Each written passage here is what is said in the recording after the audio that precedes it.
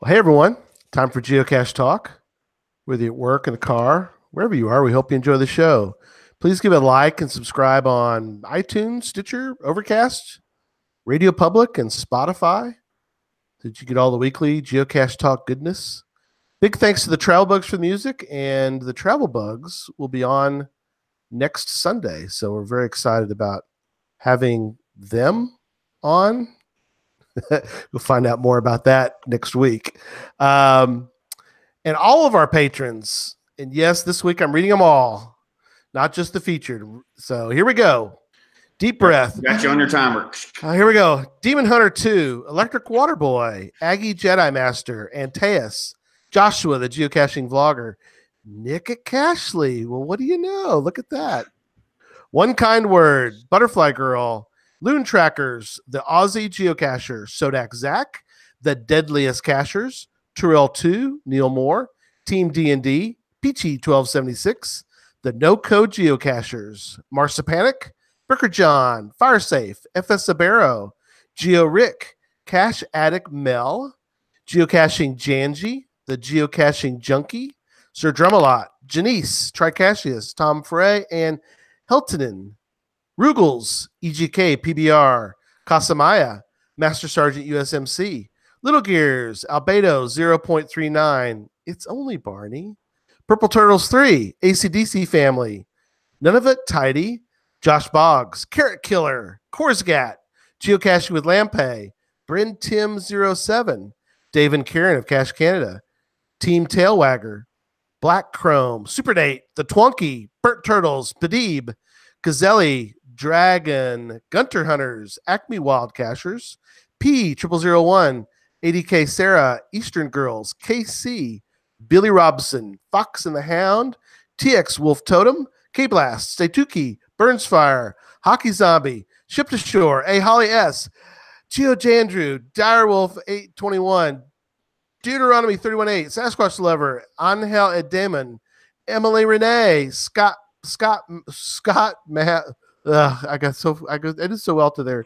Scout Mom 5, Aspire Crew, Scrabble Hounds, Jinxer 05, Float Your Goat, Just Be, Geocaching Jeeper, and our new patrons, Little Black Dog, Irish Allen, CJ Hove, Lady Black Cat, and RAR 285. There they are. There you go. There's the crew right there. Wow. What a great bunch right there, man. If you'd like to become part of that great bunch, head on over to patreon.com/geocache talk for more details. Patrons get the new blackout coins. Dun, dun, dun. And they're actually, we were down to one. Yeah, one left. And then we got some more. So yeah, we had to. So we're safe. And other geocaching items during the year, we've got some items coming up soon we're really excited about. We'll talk about when we have them in our hot little hands, as well as bonus content, invites to special events only for patrons. Support level start as little as Bison Tube level, which is the $3 a month. Well, let me welcome my co-host, Jesse. Good evening. Mr. Memphis Mafia himself. Let's jump right into show 132 for January 13th as we welcome the president and CEO of Cashley, Nick Hubbard. Welcome back to Geocache Talk. Thank you. Very happy to be on here. You're like, president and CEO, really? Seriously? I always say just like lead developer, owner and lead developer. Owner, lead developer. I like that. I had to have some fun with that. But Nick, I think this is fourth. We think is the fourth one on this show, and I put it in the show notes, and I'm going to have it there for anyone who wants to go check out show number 50 of Cache and Release back in February 21st of 2016, when Nick and I were on long time ago, when Nick and I were on the show 3 years ago, and we were talking about before the show that Nick, the show had been out, or the Cashley had been out since December, and we did the show in February. So it was definitely 1.0-ish. Yes. Right. Probably really bad. Oh, no, it was great. The show or the app at that point? Both, right? The app. No. The app was great. You were great too. It was a fun show. Show number 50. So isn't that crazy stuff, man? So, all right, we got a couple news items, and then we'll jump right into all the cool things. We've got some exclusive things that Nick's going to let us talk about with 5.0. So, first note, Jesse, I don't know if you saw this, but Cito is now the Cito souvenirs are coming out in weeks. You can do it over basically like several months. Yeah, do we have the dates on that yet?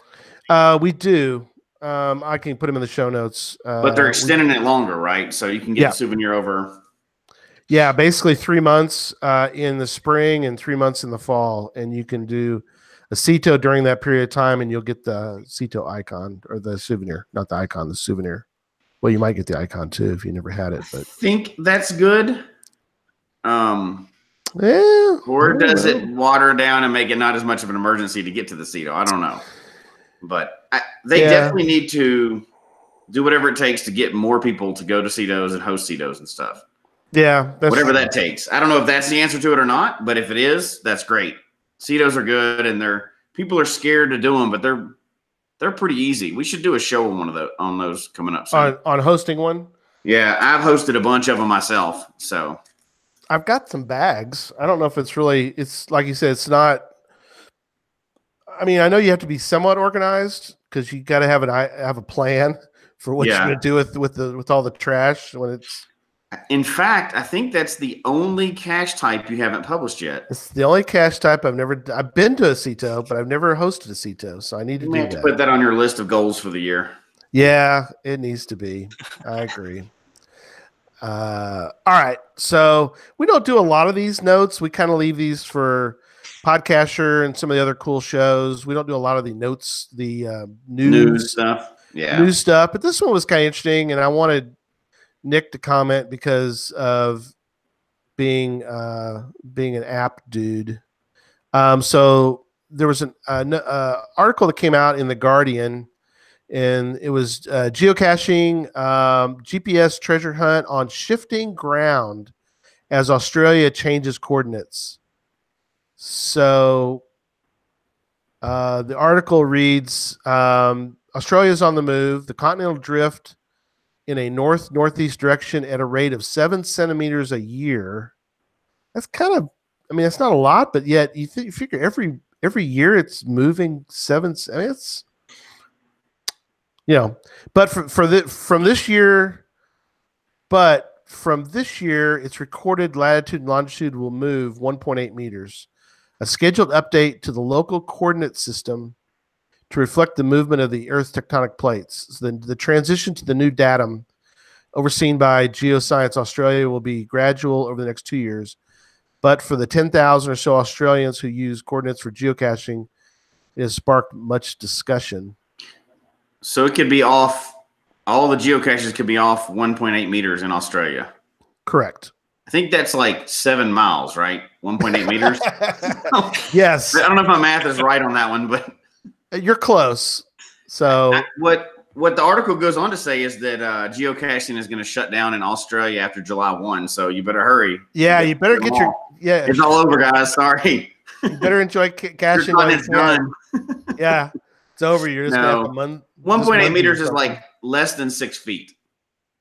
So it's not even going to be anything to worry about. Well, I don't know. Some people get bent out of shape about. Our phones are not even accurate down to 6 feet. So, well, that is not going to make a difference. Tell some people about theirs. So, I mean, but I'm just going to tell everybody it's shutting it all down in Australia. Right. That's what I'm going to spread the news of. What a great rumor to start there, Jesse.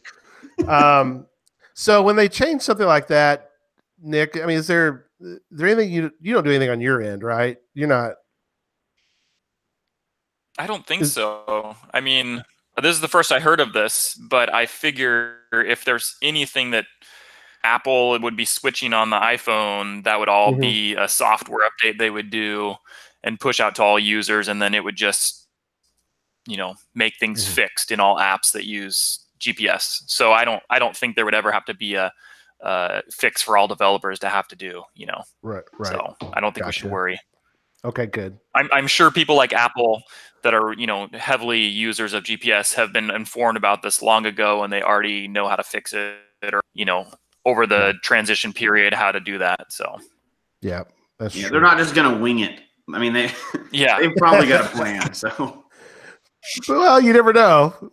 You say that, but you never know what people are doing out there. So all right, very cool. So all right, that's the only note. I thought that was interesting. Okay. Okay. Next note is related to Travel Bugs, which is Steve Weeks. In case you're wondering, there is no band. He is the whole band. Yeah. When I first heard about the Travel Bugs music, I thought, oh, this is kind of cool. Maybe we could have the band on sometime. And when I contacted Steve long ago, we've had him on the show. It was like, it's just me. I'm it. But here's the crazy thing. He's planning to go to Manchester for the GeoCoin Fest. And he's been contacted about going there and actually have a band. They're actually going to create a Travel Bugs band. A local group is going to learn the Travel Bugs songs, and so he's going to teach them those. He's got to create tabs and all that good stuff so they can learn the songs. And so anyway, he's traveling to Manchester, England for the event. But he is just a singer songwriter dude. He does work a little contract IT work on the side, but mostly he likes to travel and he does a lot of children's music. And he does gigs for that. And he's hoping to do a gig over there as well at a children's museum, but he doesn't have a lot of extra cash to go all the way to England. So we're going to help him raise some money. And there's a website, travelbugsmusic.com/donate/.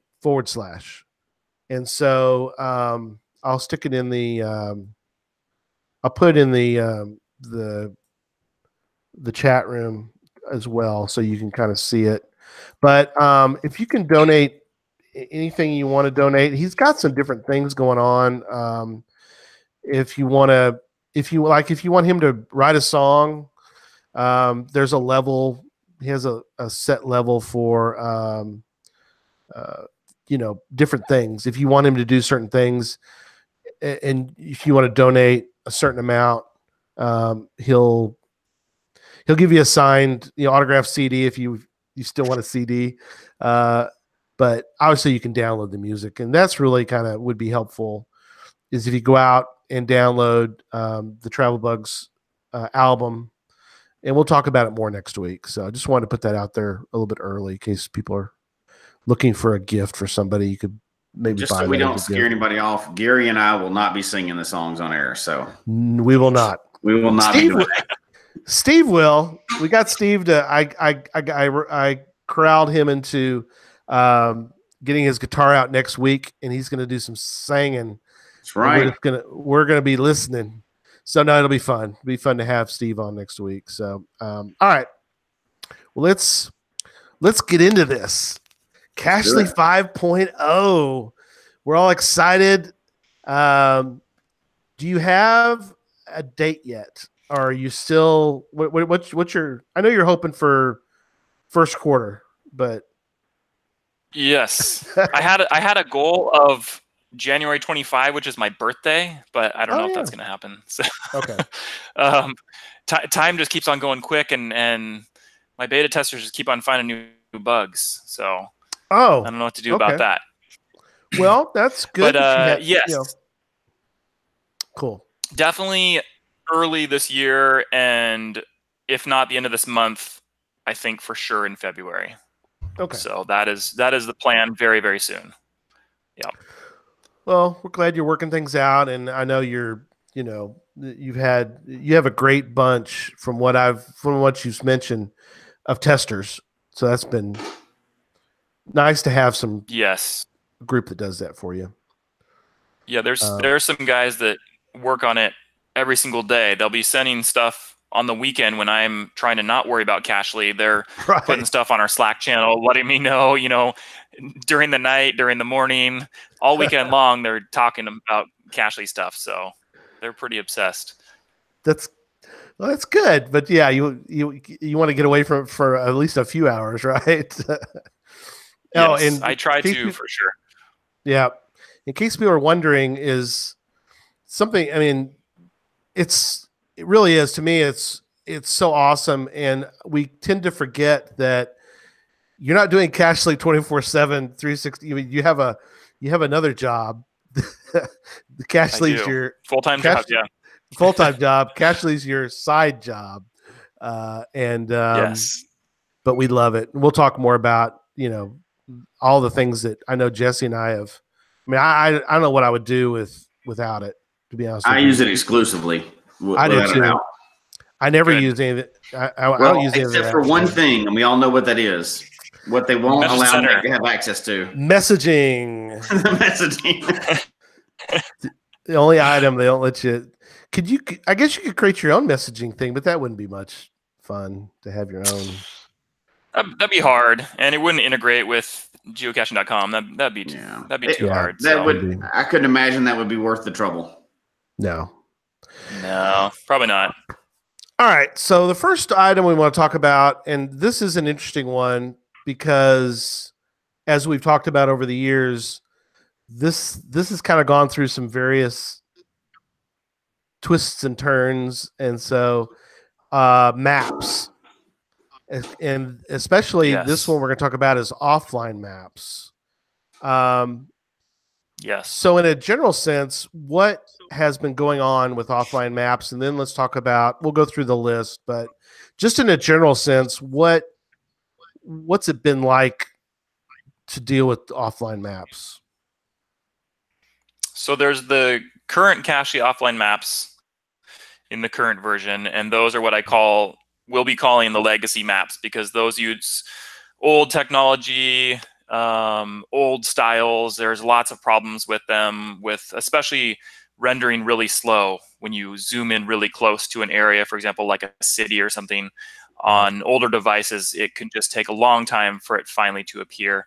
So that was probably problem number one. So about a year ago, I started to look for a new solution, and I found a new way that's way faster and allows me much more control with styling, with updates. And so I've been working on the new ones for almost a year now. I think it was last January I started doing my first testing on it. Right. And I've improved the scripting of, generating the maps and styling them, and people have, tested them, and we've made changes and just keep on improving them. So finally have what I think is an excellent look and information. It's all based on, OpenStreetMaps data.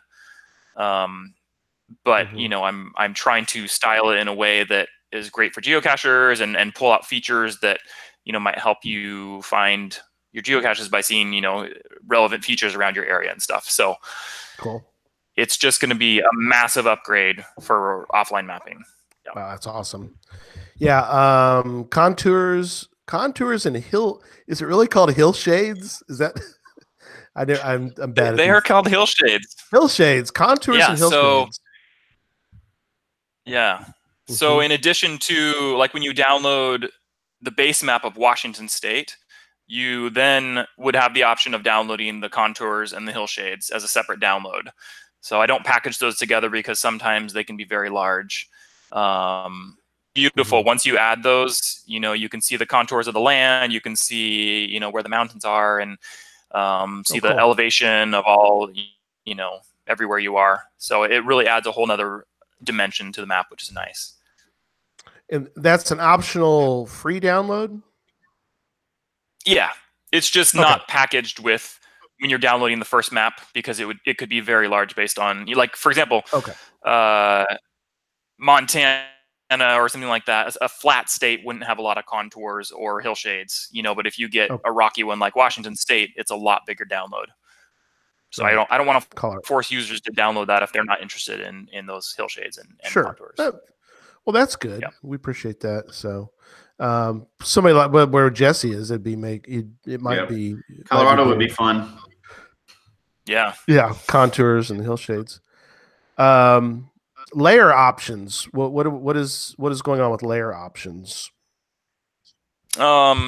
So another nice thing about this new maps and the technology behind it is you have the option to turn off and turn on different layers. So say somebody didn't want to see trails, they didn't want to see the contours and hillshades that they had downloaded for the time being, and they want to hide, street names or something like that.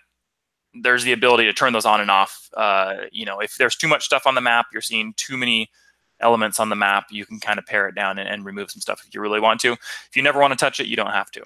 So okay, cool.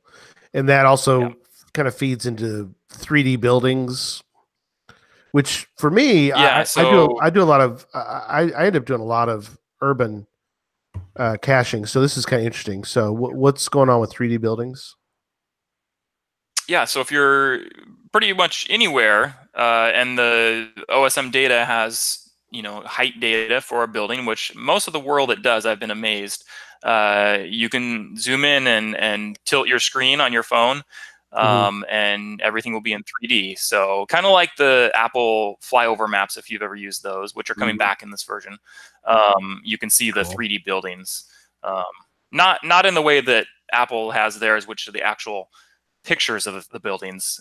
We're still in non-satellite imagery, but it's still all 3D, and it's really cool to go someplace like Seattle or New York and see all these really cool 3D buildings, because the entire cities are just mapped in 3D, which looks really cool. That is cool. This next one is interesting, because we're talking about offline maps here, because we'll talk about some other things too, but remember we're still in the topic of offline maps, but county lines is always big. Something that was, and that was included on my old offline maps, but people missed it. They didn't see it as much, and I think one of the problems was that when you zoomed out further, they disappeared. And that's what happens on maps. You zoom out and you want to hide some features, or else it would just be way too cluttered. But as I had it testing with my beta testers, they said, we want to see county lines when you're almost zoomed out to the entire state, right? So we can see the counties. So I changed the generation scripts, and now you can pretty much see all the county lines when you're zoomed out to state level. So people are going to notice a lot more. They're going to know that those are there. So I think it's a big improvement. That's cool. Very cool. Yeah. So map updates, you're going to be doing sort of a different frequency for the map updates. Yeah, so I actually have 2 servers running 24/7 that pull fresh data from OpenStreetMaps and generates those into different map files. So things like the US and Canada and the UK and Australia, I think Germany, some of the most popular geocaching areas will be much more frequent, maybe even weekly updates to those maps. And then, some countries, for example, I don't know, Croatia or Armenia, something that you don't hear about people geocaching all the time, I probably won't be making weekly, map updates of that data. They'll be they're on a server that are running some of the more obscure countries, and then we'll start over when they've finished. So definitely the really popular geocaching locations will have really frequent map updates. I'm really wanting to do that, because on the older maps, that wasn't always the case. It was more like quarterly or less. So. Okay.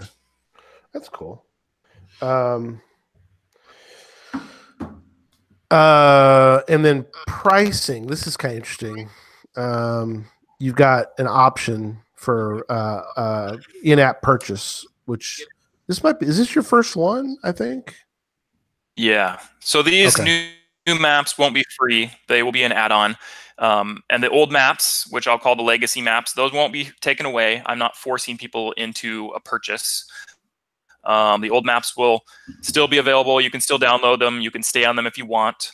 They won't be updated as frequently. They still would be updated, but not as frequently as the new ones. Right. But I'm not enhancing those old ones. I'm not, working really hard on the styles and that kind of stuff anymore, because the new ones are what I'm focusing on, because they're so much better.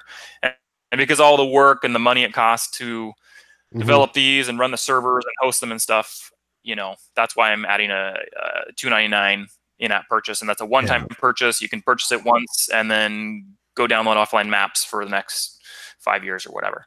Wow. So that's kind cheap. of the price point that I figured out would probably be. We did a survey actually on Facebook, and any higher than that, you get those people that are like, no, I would never pay that. That's the $3.99 is ridiculous. I can totally handle. I don't know where the $1 makes or breaks somebody, but I was thinking, I use Cachly all the time to geocache, but I'm not spending $5, but I'll go below $5 extra on. Yeah, I don't know. Anything. Would you like fries with that? Oh yeah, sure. Why not? I'm not going to eat them, but you can give them to me. Well, there's $5 right there, So yeah, exactly. or whatever. You get the idea. So I don't understand that, but yeah, $2.99 is an extreme bargain. We'll talk about why you would ever not buy that. I don't know.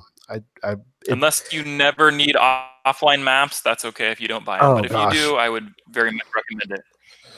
Well, as Jesse and I will attest to, you don't need a GPSR anymore. You just use Cachly and you use your offline stuff. I don't use a GPSR, and I just passed 7,000 fines. So, and in the mountains and everywhere else. So all over the place. I use offline maps all the time. Yeah. Awesome. If I know where I'm going ahead of time, I'm using offline maps. And the lists, we talked about that a lot on the last show, but I mean, lists are such a huge deal. And they're so easy to use. It just, like you said, I'm baffled sometimes by why you would not do that. But all right. Anything in the chat room yet, or we'll keep going? People are still listening. Some people, of course, don't have apples, but they're, we always still. It's like when we did GC Droid, we've done both sides. When we, I only have apples, but I learned something from every show that we've had. So I think everybody will learn something from this show as well. So I actually have a Android phone sitting on my desk right here. It's a Galaxy S8. So I do testing on there and check out other geocaching apps on my Android phone. Cool. Yeah, that's there was another that comes up periodically. It's like, when's Cache going to be on Android? And we've kind of covered it. We'll cover it again. The fact that it's not. So we can't. Yeah, it's not. Let's get back to the features. That's right. We just can't. It's too big. But we're talking about how caching works with, apps anyway. This applies across the thing. Yeah. Not everybody has all these features, but people learn a lot from all this anyway. So yeah, and if like Jesse said, if he and I are very similar in the fact that if we had Android, we would want there to be offline, because we're not going to use a GPSR. We're going to use our phone. I mean, we live in the 21st century, so I mean, that's the way it is. So all right, exactly. So this is something interesting that came up. Geocaching HQ is working on this log upvoting, and of course, when they created something like this, it affects, I would say in a bad way, but it definitely affects all the apps that use it. So how did that affect you, Nick, and what's your plan for log upvoting? Yeah, so currently it's only available on the website in Canada and Norway. But I was meeting with HQ this last summer, and we had talked about kind of doing a partnership and adding that into Cachly. So in 5.0, it will be available worldwide for any cache, not just caches in Canada or Norway. You can do it for anything. And awesome. So far, it's going to be a Cachly exclusive. Cool. They may be working with other people on Android or something like that, but so far it's just going to be As far as I know, it's just going to be tested on Cachely worldwide. So, awesome. And it's still kind of, they call it an experimental feature. They say, you know, at some point they could say that they are going to close down the log upvotes because it didn't, you know, wasn't popular or something like that. So that's, you know, a risk that we take. But I still think it's a really cool feature. Beta testers that have used it, they're excited about it. But yeah, it's basically a way to, you know, kind of like or say that it's a helpful story, or that you you know, you like the log that somebody posted. And then the nice thing is that you can then sort by those. So if there's a geocache that has a bunch of helpful logs, you can sort by helpful and see those helpful ones that were rated helpful, and they'll be at the top of the list. So it's just kind of a way to quickly see those. And you know, once people start using it, or nothing, then what is it? Just you vote, so it's a helpful, or it's just nothing else? Just that one selection. Helpful, and then there's great story. So those are what HQ has. So you can think it's a great story, or that it was helpful to help you get the find. So I had to model them after what HQ had on, you know, currently on their website. Yeah. No. Yeah. So, and we'll find them obviously when we get 5.0, but would you go into logs and then would you go to more to see that, or? No, they are just on, when you're browsing through logs, logs are now redesigned. So you'll see them at the bottom of each log. Oh, okay. Cool. So it's just a quick, kind of like when you're on Facebook, you're scrolling through, you know, posts and stuff like that. You can quickly tap like or whatever. It's the same kind of thing. Oh, okay, cool. So it's just right there and available. Yeah. That'll be great. I think people will like. I think that'll be neat. I hope it stays around. Don't you, Jesse? That they'll. Yeah, I like the idea. I like the idea of it because it will encourage better logs. Yeah. You know, favorite points are for encouraging better caches, but this would be a good way to encourage better logs. So if people use it, you know. Yeah. It'd be interesting to have somehow Project GC could come up with some way to tap into that algorithm and be able to rank all the users out there in the world who has the will immediately. And there'll be cachers bragging about they have the most helpful votes in the world. There'll be a list. There'll be a ranking. I'm sure. Everything we do, there's a ranking on it. Like I found the most on Tuesdays in my state. People know that junk. Yes. We're a whole, you know, it's nerds in the woods, right? That's what we're doing. That's right. They say this is what happens when you let nerds play in the wood. Right. We make lists of everything. Exactly. That's what happens. It's perfect. Yeah. All right. Well, good. So it's coming out in 5.0, but yet it's only available for Canada and Norway, or is that somehow going to magically work? Like I can't do them in the US. Wait, you can't on geocaching.com. But when you get the new version of Cachely, you can for anywhere. That's awesome. I can do it on the app. Oh man, this is awesome. All right, cool. Yes. For any cache anywhere in the world. Yes. Awesome. All right, man. I'm looking forward to that. That's sweet. All right. So we covered offline maps. We covered a little bit of upvoting. We're going to switch gears again, and we're going to talk about something different, which is Google Maps. Google Maps is going to return. That's awesome. After a while being gone, it's going to be back and better. So had to remove it because of licensing terms and the way we use the tile images. And no longer do I use the tile images. I use their framework. And so I officially use it in the way they want. And that's how I'm able to bring it back. So awesome. Yep. Just added a ton of work, but no big deal. Oh, right. Yeah, of course. You've got time. Come on. Yeah, you know, you got weekends. What are you talking about? Yeah. Early mornings is when it happens. Early mornings, right? Before you go to your actual work, you do other work.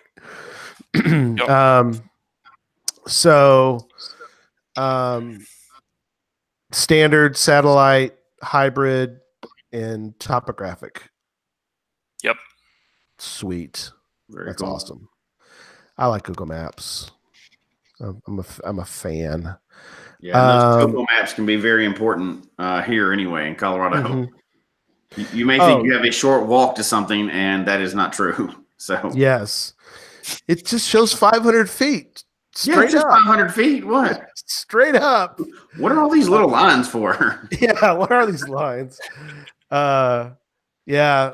I know Susan and I got stuck with that in Kerrville.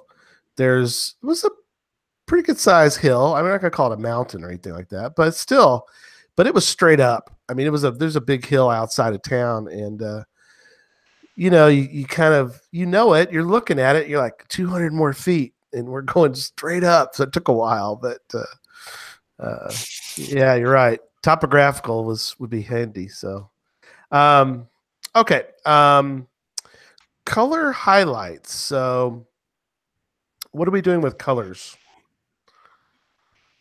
Well, so previously you could highlight a cache, and it was always just a red color. But I had a beta tester who always wanted different colors. He said, I want to tag things red for the ones I'm going to this weekend and blue for the ones I'm going to next weekend. And then that kind of turned into a whole thing that when you save them offline, you can then filter using the different colors. We actually sync the colored highlights across iCloud. So any device that you're using with Cachely, you'll get those highlights automatically. You can actually do the highlight on one device and sit there and wait for the other one, and you'll see it pop up on your second device if you really want to do that. But it's just a way to kind of make a cache stand out for you for your own purposes. It's not something other people are going to see. But some users might use it a lot. Some people might never use it. But the great thing is that it even works on offline lists. It works on live caches. It works on online lists because we are saving the reference to that geocache in iCloud. Cool. So you can use it anywhere, and it will always, you can delete the app, you can install Cachely again, and they'll still be there. So it's not just stored in the app. So I've never actually used that feature before, but I probably should. Well, my first thought. Yeah, I think you'll like it. So 20 different colors. So my first thought of how to use it, and Jesse will get your feedback too, but there isn't really a way right now to distinguish what I would view, like if you look at a puzzle cache. Oh, I see where you're going with this. It gives you a difficulty, but that's their guess at the difficulty. I might pull it up and go, oh heck no, there's no way there's no way I can figure this thing out right now. I need help. Or so you could sort of categorize by color puzzle caches. Yeah.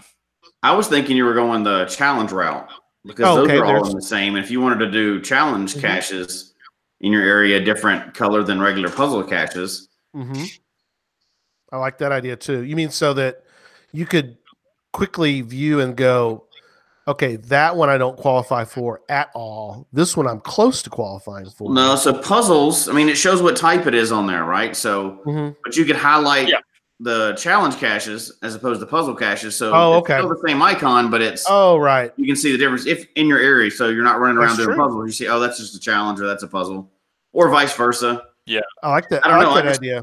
I just realized I'm going to start using this tonight, so I haven't got any good ideas yet, but I will.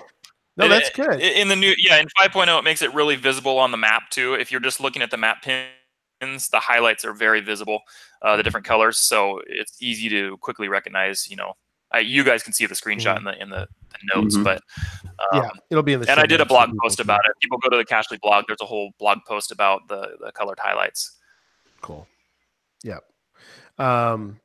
What's and we'll put the link in the show notes. What's the link for the blog? I'm trying to remember. What's the just go to cachely.com and the blog is the link is at the top. Okay, cool. Yeah, that's very cool. It's on me, by the way. Yep. But yeah, I like your idea, Jesse. Now that I think about it, is you can, because an unknown could be anything, and so there are times when I've looked at that, and it's not a challenge, it's not a puzzle, but it's like you have to solve it you've seen those kind. They're almost a multi-cache type kind of thing, but they're not.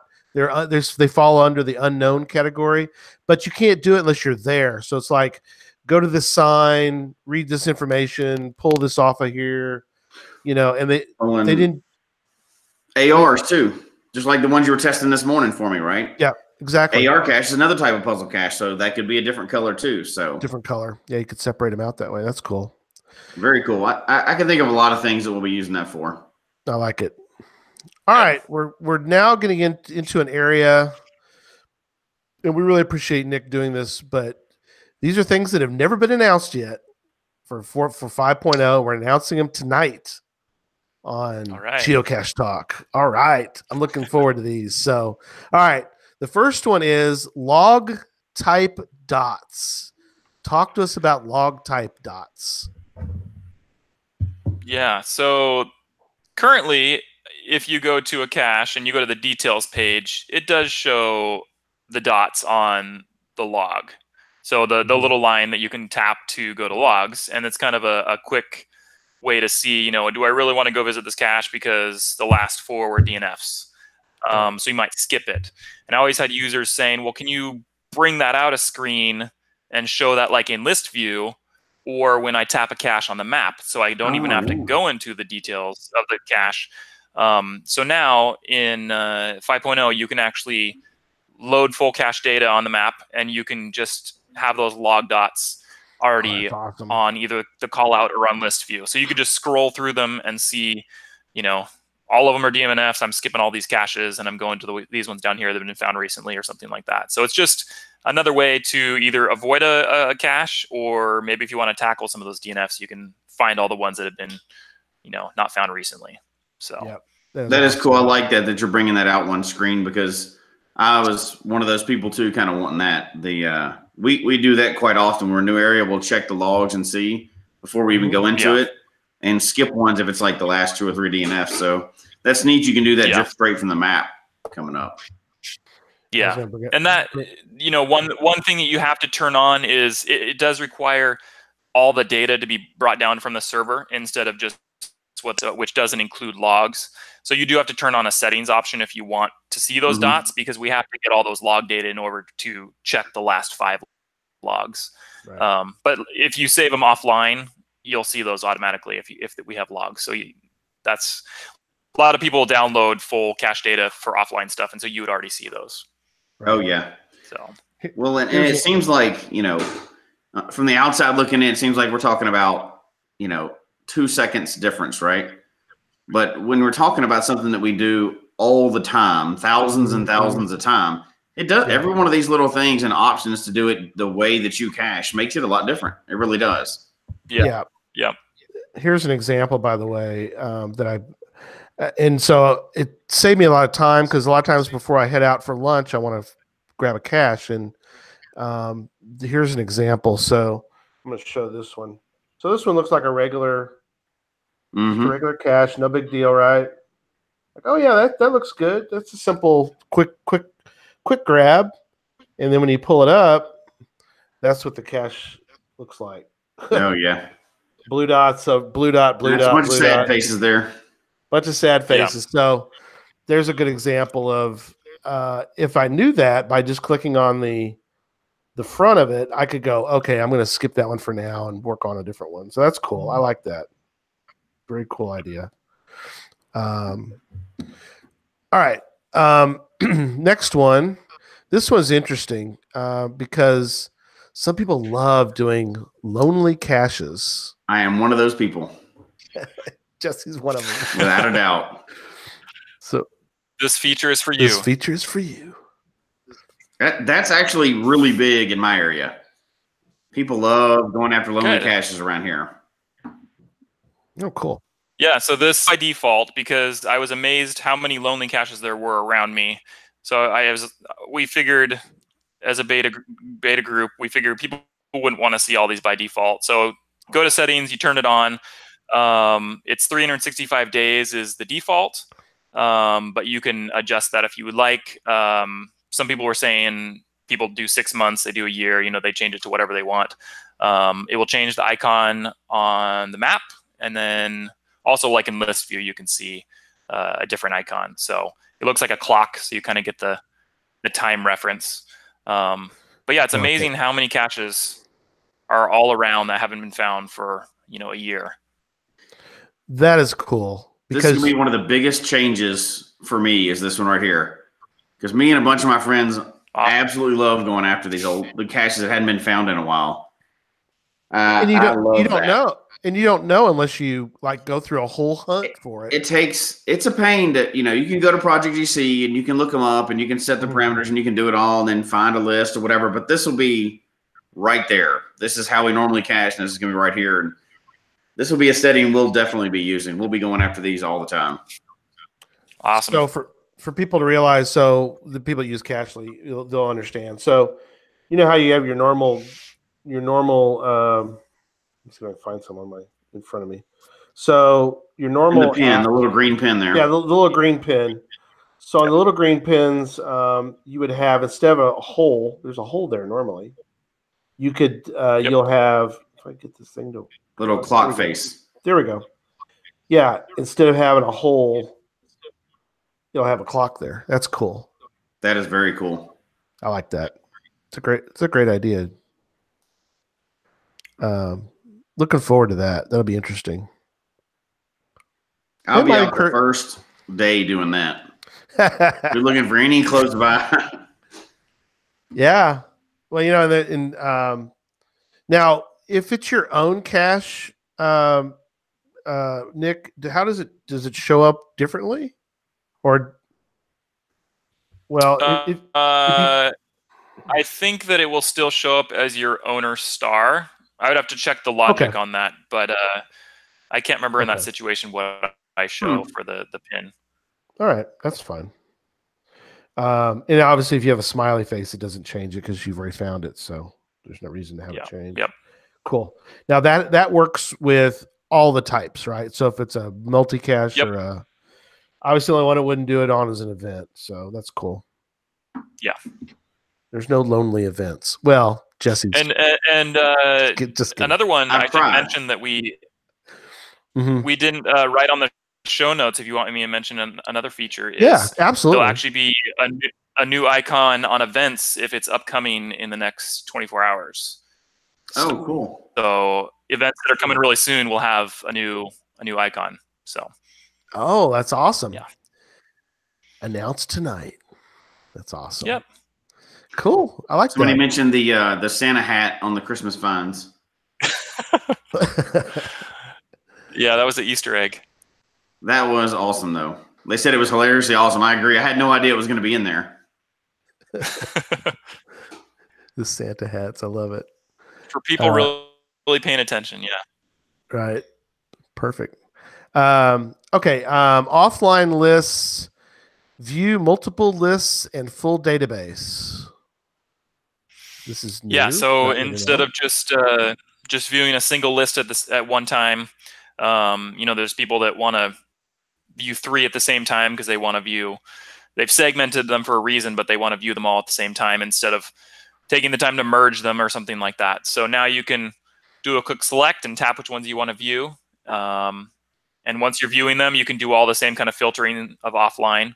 Or you can choose to just view the entire database of all your offline caches. So regardless of how many lists you have. So it's just another way to quickly view all your offline caches. Yeah. Awesome. So awesome. Yeah. I use offline lists. I use online lists too some, and then the cool thing is now you can flip between the two so easily. Oh yeah, absolutely. It's very nice. Coordinate text detection. Did I say that right? Yes. Coordinate text detection. What is this all about? What's this one all about? So this was built again because of some users talking about it so much for so many years that they would take I think they would solve like a puzzle and then they would put the coordinates into a note, a personal note, and then they would have to create a corrected coordinate and then go and copy those into there in a slow fashion. And they wanted those to be turn into a link basically, and they could just tap those coordinates, and then you'd have an option to do corrected coordinate right away. So that's the idea behind it. You now, anywhere like in personal notes, in description or hint, even in logs, if there's a coordinate, those will be highlighted to green. You can tap them and you'll have some various options depending on the context of where you are. And it just makes it for easier and faster actions. Oh, I like that. So I like that a lot. That's cool. Because you can do that way. You can do various things with them, depending on what you want to do. Yeah. Oh, okay. Yeah, you could write whatever you want because that way you kind of know what you're like. This one's different. This is a suggested parking that's not listed anywhere else, but somebody gave it to me as a suggestion. So there's a lot of different things you could do with that. Mm-hmm. Yeah, or another example we had in the description, somebody had listed like 6 coordinates, and they weren't already added as cache waypoints. And so you can quickly just tap those, create as a waypoint, tap it, create as a waypoint, and it's much quicker to just interact with those coordinates that somebody put in the description and then create them as waypoints. So like I said, based on the context, there might be different menu options that you can choose from. Ooh, I like that too. Yeah, that's a good idea. Chat room questions. Yep. So we got a couple questions. Tom asked, could the 24 hours event notice be an optional setting so it could light up a few days ahead of time instead of just 24 hours? Does that make sense? Yes, it could. Yeah. Okay. It could. It's not something I have done, but it is definitely a very, very easy thing to do. Yeah. So that's interesting. I guess that would be like, note. so you'd know 3 days ahead of time or something, or you're giving yourself advance notice. Yeah. Okay. That's pretty cool. All right. Now, good idea. You said Tom, was that Electric Water Boy asking that? Yeah, that troublemaker. Oh gosh. Oh, and then well, he is the president of TXGA, so we'll give him that. And he loves cats. He's got a hold of a video that I need him to keep quiet, so I'm gonna knock to him. Yeah. And then how much will the new Cachly app cost? Oh, if you already own Cachly, it will just be a free upgrade. So there you go.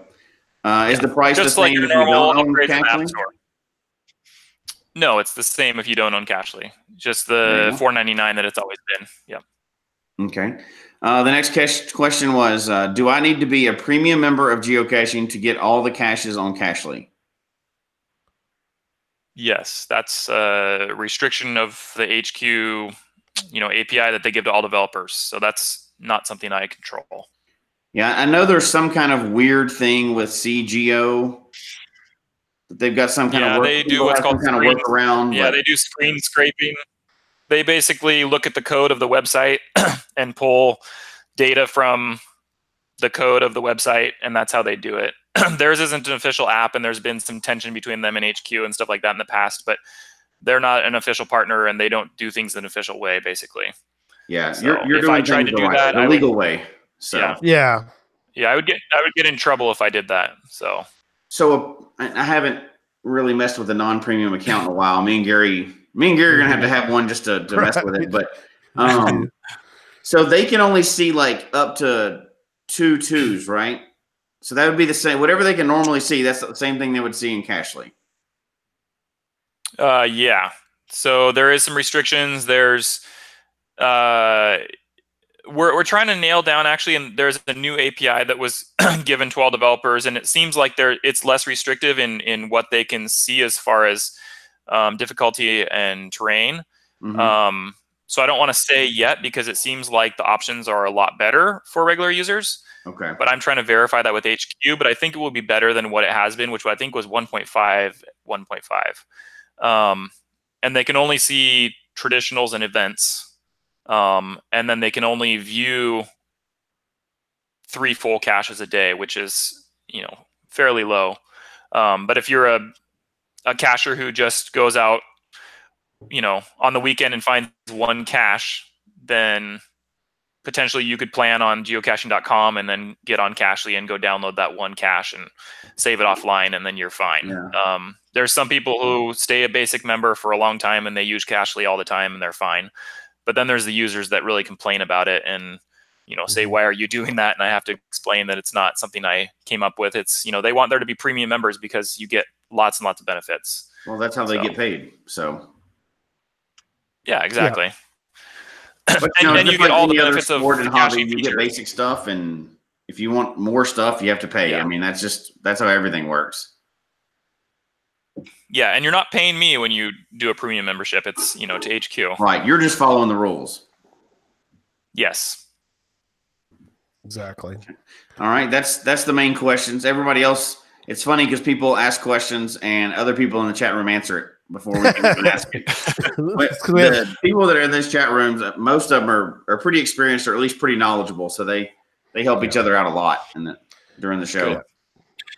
We have an excellent chat room. Oh yeah, we have a premium chat room. Premium chat room that we don't charge anything extra for that, but that's premium. Yeah, and it's kind of my same argument as to $4.99 for the app we're stealing this app from you, Nick, really, at $4.99. I can't believe it. But I always think about if you geocache at least if you geocache like more than once a month, maybe a premium is, why would you not? I mean, it hasn't, I don't think the price has changed in forever. I mean, $30. I mean, yeah. It didn't take me long before I was upgrading back in the day. And it's a year. It's not like you're paying it per month or something. I mean, it's just one. Yeah. So anyway, the least amount I spend is on apps and premium. I travel.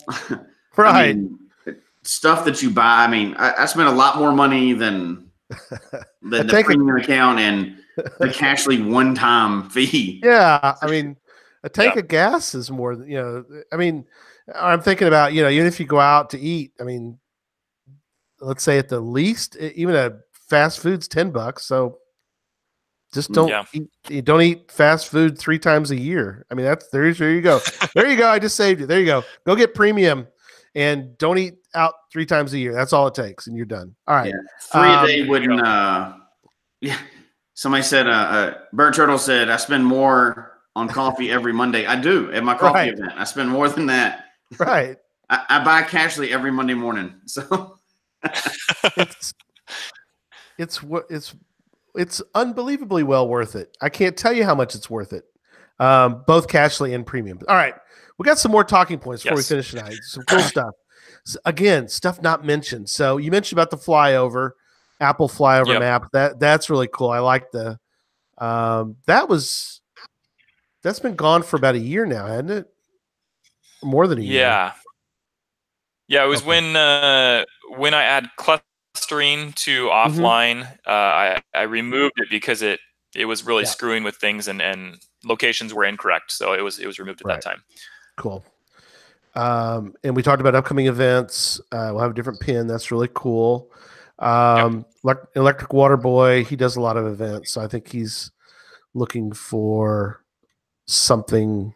I don't know how you would do that for 36 hours but that's why. Might do it just by day increments instead of allow you to do hours or something. I don't know if that would be helpful. Tom will comment on that. He's good for that.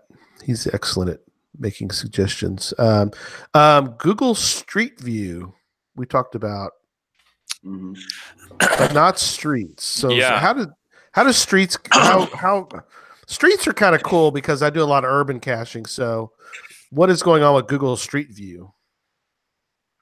So, if you're curious what it looks like around the cache, and you have Google Maps, the app installed, not just in Cachly going to the maps, but the actual app installed on your phone,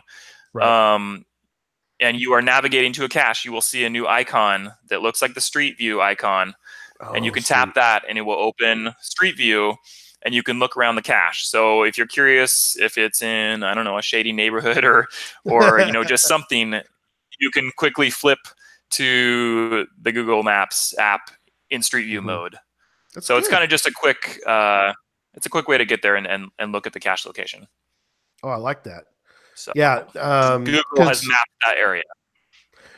Perfect, because there are times when they may say, they may mention something in the cache, and you're like, really? I think I've been by there, but then you go look at it and you go, oh no, they're right. There's a tree there. I didn't realize there's a tree there.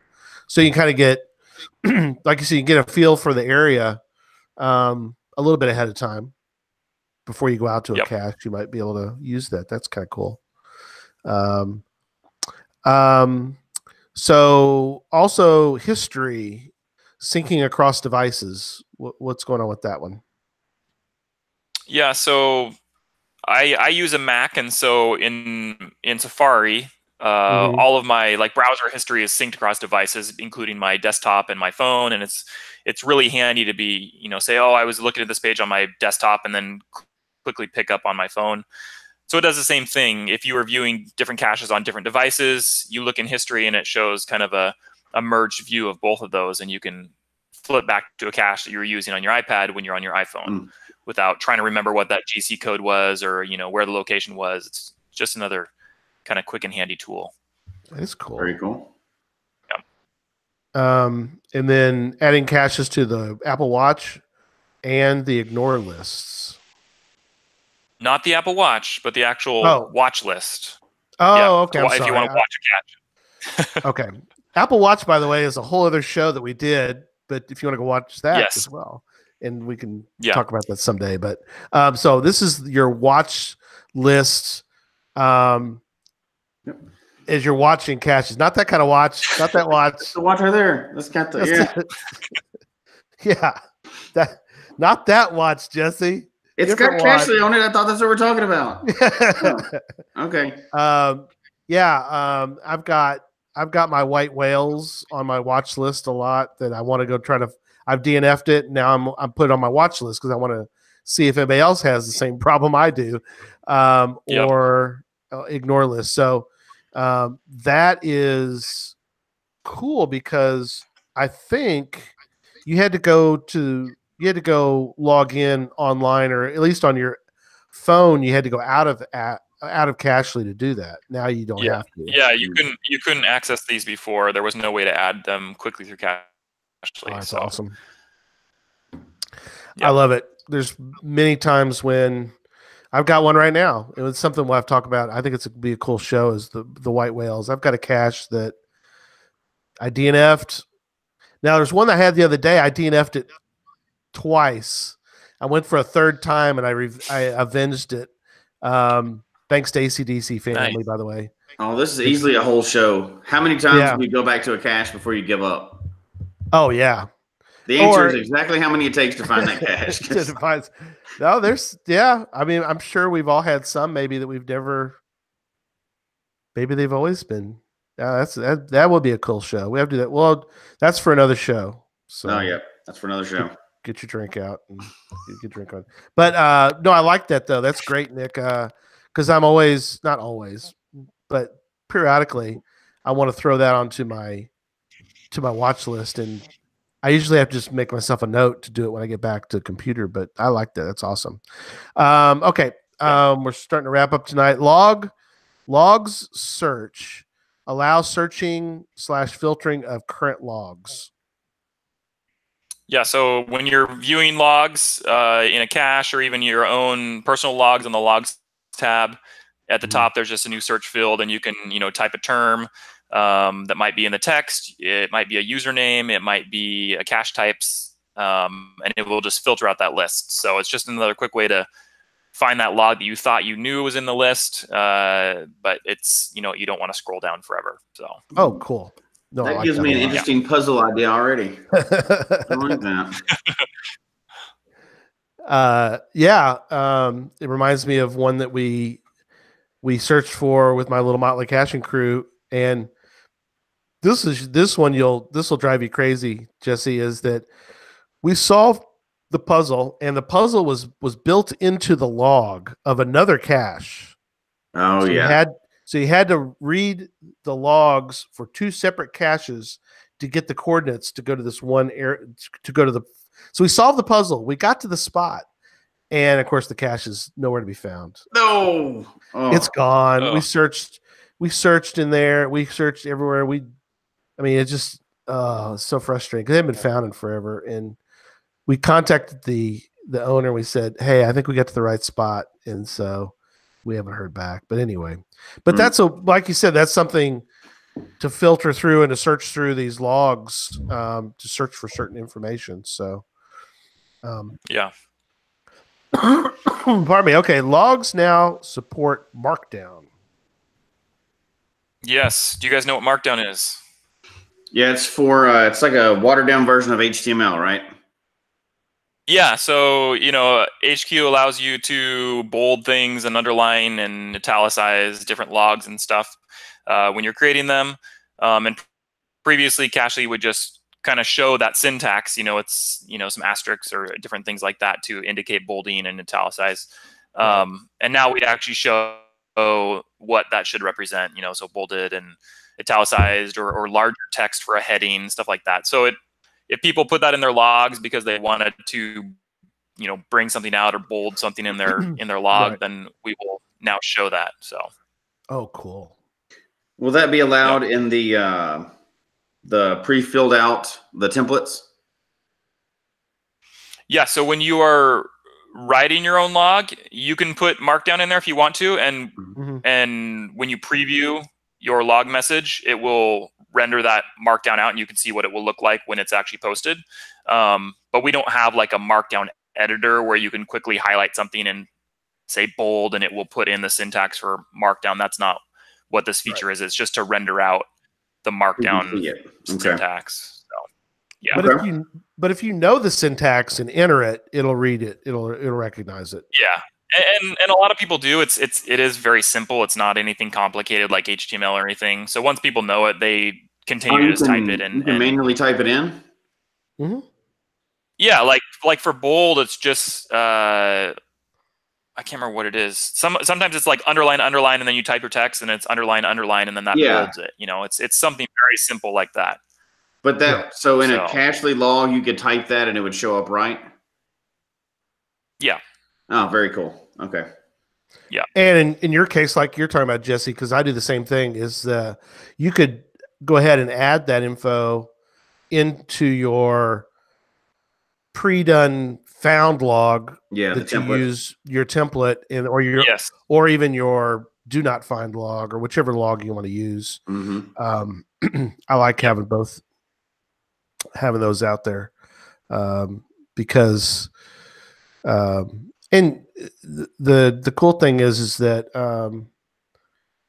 I use them all the time. Now I tweak them. What I do personally is I'll tweak them, but it gives me it gives me a basis for the log.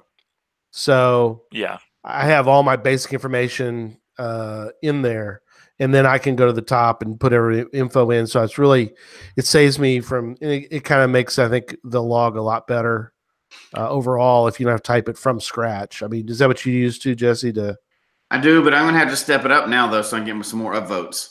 So there you go. That's right. I need great story and upvotes on my log. So I'm going to have to be a little more creative again. I've gotten lazy over the last year or so.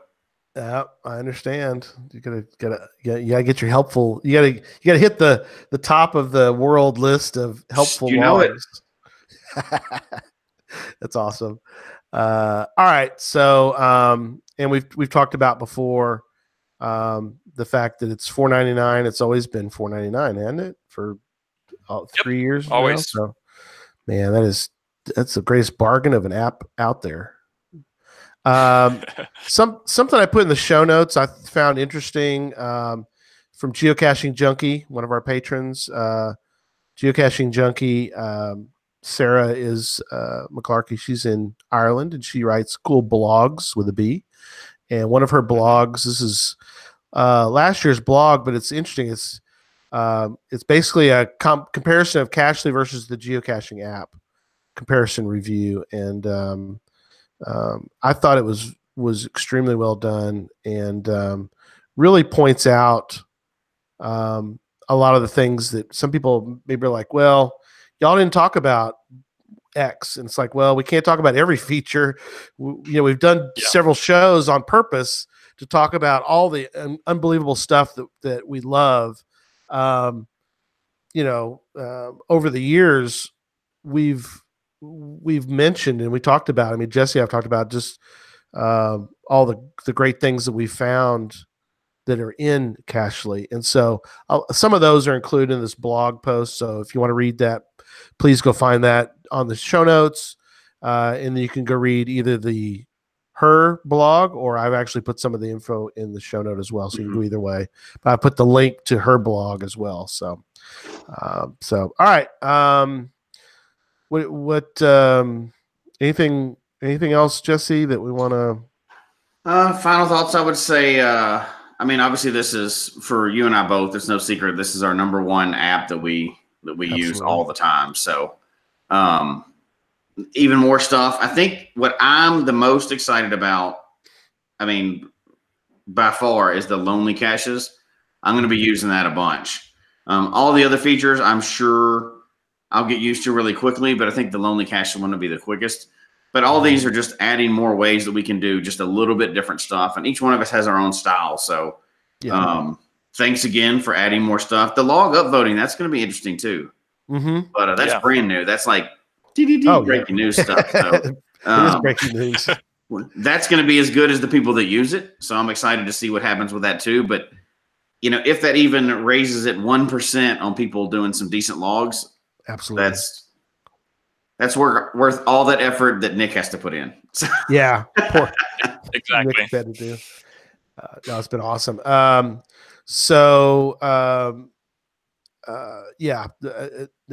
Nick, what are your? I'm gonna let you kind of give sort of a final thought on just 5.0 in general. I mean, it's been a lot of work, but what are some of your final thoughts on?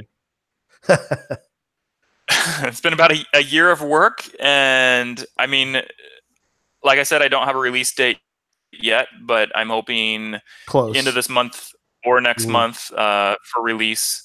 But people can keep on checking my blog. Go to cachly.com and check it out there, or on Twitter, it's Cachly app, or on Facebook, just search for Cachly, and you'll send updates. And at some point, I'll announce the release date, and we can actually hopefully get this out the door and then start adding some other things after that. So I'm excited for people to actually try all these features that we've been talking about. Yeah, no, it's awesome. Yeah, and we covered a lot of them tonight. I mean, it's really we really appreciate you giving us some of the exclusive content that we could talk about tonight. And I'm like with Jesse. There's things we will find, or we'll a lot of these things are really cool. I'm thinking back to one of the things that Susan and I will be doing more is counties, and I like the fact that you've kind of, and it's a lot of work, I know, to get something like that where the counties don't disappear too quickly when you pan out. And so that's kind of cool. So I like that. So again, Nick, it's wonderful. Hopefully, if people don't have Cachly and they have an iOS phone, I don't understand why you wouldn't spend a couple bucks and get. I mean, you could use the geocaching app. I mean, if you want to, that's fine. But if you'd like a steak instead of hamburger, I mean, hamburger's great too. But I don't understand why you want to spend a couple bucks and get a premium app. If you don't have iOS and you've stuck with us tonight or listening, hopefully you learned some things. We have talked about some things that are basically available in different ways, not necessarily always on an iOS app, but there's other things that it might bring up in your mind as far as that's something I need to do, is use whatever, maybe, or go look for something on your favorite Android app, and maybe you could suggest that somebody else do something to kind of enhance their the Android. But again, it really appreciate you coming on and talking about this. We're really excited about it. It's gonna be great. Coming out very soon, and again, we're very excited to see all this and start using it. It'll be fun. Geocaching Jeeper Nick said, "Thanks for the GC Stash GeoCoins, the prizes." Yes, thank you so much.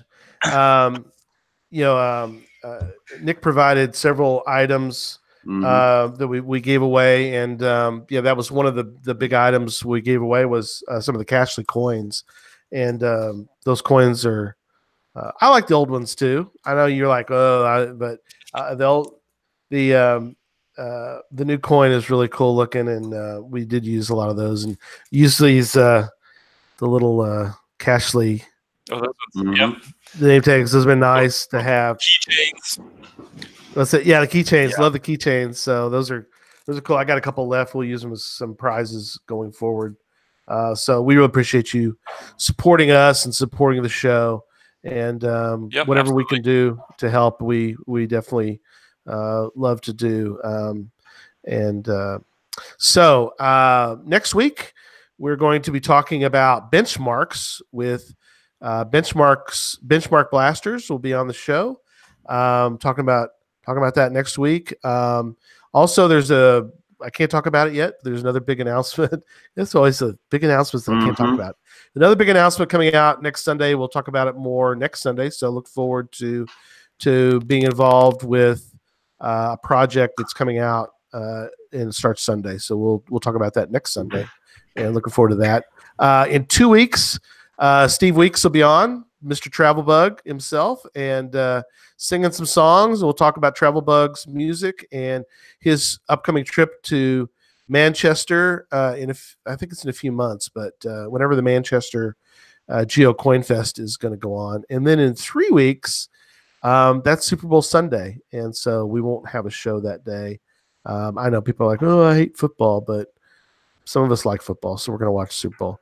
You might like commercials, or you might like Maroon 5.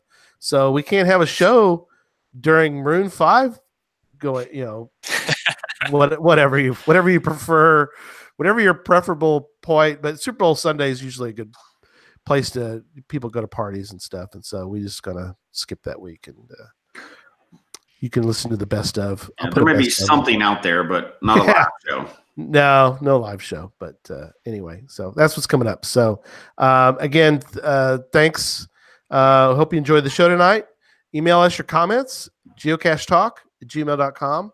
Follow us on Twitter, Instagram, Geocache Talk. Instagram is blown up, man. We're going big on Instagram. And I usually try to do something on Twitter and Facebook periodically, facebook.com/Geocache Talk. Show can be found on iTunes, Stitcher, TuneIn Radio, different places out there. Obviously, the Geocache Talk website, geocachetalk.com, to find information there. Click on the subscribe button below if you're watching the YouTube version of this show and you would like to subscribe. If you ring the little bell, it'll also remind you of when we're on a weekly basis. Usually it's 8 p.m. Central. Mm-hmm. Once in a while, though, if we have international guests, it'll be a 2 p.m. or 3 p.m. show. And so you want to ring that bell so you'll get reminded of when we are on. And also, get involved with the chat room. The chat room link is always below on the website, but also if you're on YouTube watching, the chat room's to the right. To the right? Depends on how you look at it. Yeah, it's to the right. And chat room was great tonight, from what I could tell. A lot of good comments and good interaction.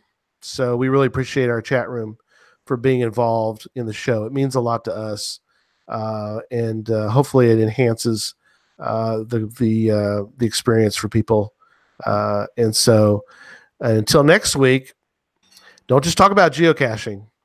Go buy Cachely, Cachely.com. Go to the App Store and buy it and give it a good rating and then go Yes. geocaching after that. Yeah, definitely give them a good rating. Take it and go geocaching after that. So, all right. Good night, everybody. Good night. Good night.